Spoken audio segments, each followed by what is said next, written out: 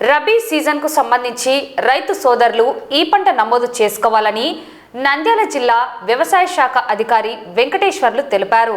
అలాగే రైతులు స్వతహాగా ప్లేస్టోర్ నుండి సమంత యాప్ను డౌన్లోడ్ చేసుకుని వాటి ద్వారా ఈ పంట నమోదు చేసుకోవచ్చని పేర్కొన్నారు.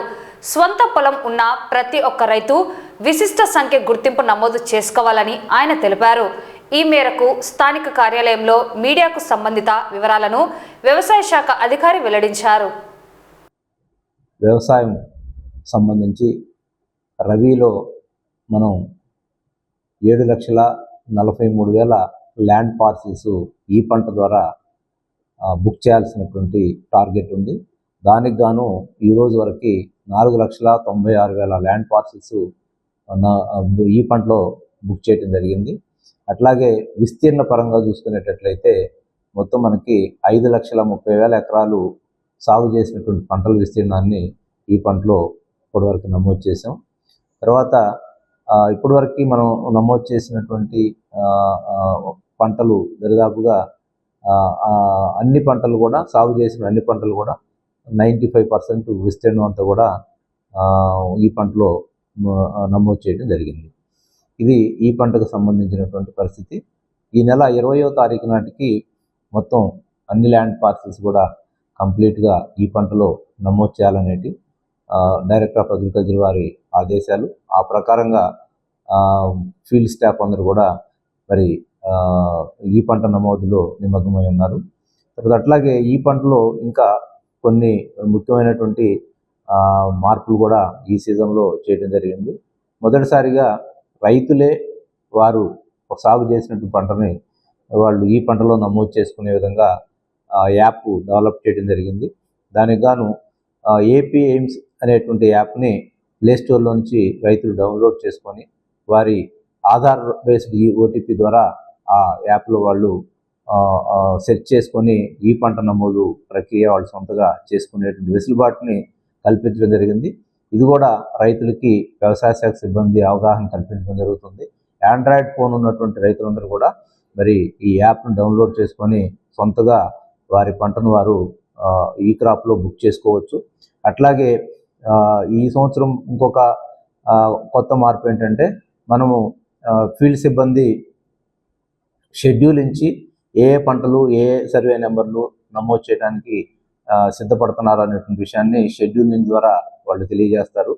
అప్పుడు రైతుకు ఒక ఓటీపీ వెళ్తుంది. ఈ విధంగా మీ పంటలను పలానా రోజు వచ్చి వ్యవసాయ శాఖ సిబ్బంది ఈ పంటలో నమోదు చేస్తారనే అంశాన్ని, అట్లాగే రెండో ఓటీపీ కూడా వాళ్ళకి మెసేజ్ పంట నమోదైన తర్వాత మీ పలానా వ్యక్తికి సంబంధించినటువంటి ఇంత సాగు చేసిన విస్తీర్ణం వ్యవసాయ శాఖ సిబ్బంది ఈ పంటలో నమోదు చేశారు, దీన్ని మీరు కన్ఫర్మ్ చేయవలసిందిగా తెలియజేస్తున్నటువంటి సమాచారం కూడా వాళ్ళకి వెళ్ళడం జరుగుతుంది.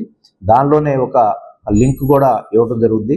ఆ లింక్ మీద క్లిక్ చేసి వాళ్ళు కనుక ఆధార్ తోటి వాళ్ళు ఎంటర్ అయ్యేటట్లయితే ఈ పంటలో సంబంధించినటువంటి వాళ్ళ విస్తీర్ణం అంతా కూడా వాళ్ళకి కనపడుతూ ఉంటుంది. వాళ్ళు నమోదు చేసినటువంటిది అంతా కూడా కరెక్ట్ అనుకుంటే వాళ్ళు అప్రూవ్ చేయొచ్చు. అప్రూవ్ చేస్తే అథెంటికేషన్ అవుతుంది. ఒకవేళ దానిలో ఏదన్నా పంట పేరు కానీ లేకపోతే విస్తీర్ణం కానీ లేక వెరైటీ కానీ ఇలాంటి ఏదన్నా తప్పుగా నమోదైంటే వాళ్ళు గ్రీవెన్స్ కూడా రైజ్ చేసుకుంటే ఆ విధంగా అది మళ్ళీ ఆ వ్యవసాయ సహాయకుడికి తిరిగి వెళ్ళడం జరుగుతుంది. వాళ్ళు కరెక్ట్ చేసి మళ్ళీ దాన్ని రైతుకి సమాచారం తెలియజేస్తారు. ఈ విధంగా గతంలో లేనటువంటి కొన్ని కొత్త ఫీచర్స్ కూడా ఈసారి ఈ పంటలో మరి తీసుకురావడం జరిగింది. ఆ విధంగా రైతే తన పొలాన్ని తను సొంతగా నమోదు చేసుకోవటం, ఏ సాగు చేసిన విస్తీర్ణం అంతా కూడా కరెక్ట్గా ఉందా లేదనేటువంటి విషయాలు కూడా ఎప్పటికప్పుడు చెక్ చేసుకొని కన్ఫర్మ్ చేసుకోవడానికి కూడా అవకాశం ఉంది. సో ఇట్లా ఇదే కాకుండా ఇప్పుడు వ్యవసాయ శాఖలో ఇంకొక ప్రధానమైనటువంటి అంశం ఏంటంటే రైతులు విశిష్ట గుర్తింపు సంఖ్య నమోదు. ఇది కేంద్ర ప్రభుత్వం మరి కంపల్సరిగా సొంత భూమి ఉన్నటువంటి ప్రతి రైతు కూడా ఈ విశిష్ట సంఖ్య నమోదు అనేటువంటిది తప్పనిసరిగా చేసింది. ఇప్పటికే మన జిల్లాలో 2,60,000 మంది రైతులకి పిఎం కిసాన్ అనేటువంటి సదుపాయం కలుగు చేస్తూ ఉన్నారు. దీనిలో ఉన్నటువంటి రైతుల్లో దాదాపుగా మనం 2,02,000 మందికి ఇప్పటికే మనం ఈ విశిష్ట నమోదు సంఖ్యని మనం వాళ్ళకి ఐడి ఇవ్వడం జరిగింది. మిగిలినటువంటి రైతులు కూడా ఇది కంపల్సరిగా తీసుకోవాల్సిన పరిస్థితి. మరి ఈ విశిష్ట నమోదు సంఖ్య కనుక లేకపోయేటట్లయితే రైతులకు రాబోయే రోజుల్లో పిఎం కిసాన్ లబ్ధి చేకూరడం కానీ, అట్లాగే ఎరువులు కావచ్చు, విత్తనాలు కావచ్చు, లేక కేంద్ర ప్రభుత్వం అందిస్తున్నటువంటి అన్ని రైతు సంక్షేమ కార్యక్రమాలకి ఈ విశిష్ట నమోదు సంఖ్య అనేటువంటిది అవసరం. కాబట్టి రైతులందరూ కూడా త్వరితగతిన ఇంకెవరైనా చేయించుకొని వాళ్ళు ఉండేటట్లయితే వాళ్ళంతా కూడా సంబంధిత వ్యవసాయ శాఖ సిబ్బందిని గ్రామంలో కానీ మండలంలో కానీ ఉన్నటువంటి అధికారులను సంప్రదించి ఈ విశిష్ట నమోదు సంఖ్య అనేది కూడా చేయించుకోవాలి.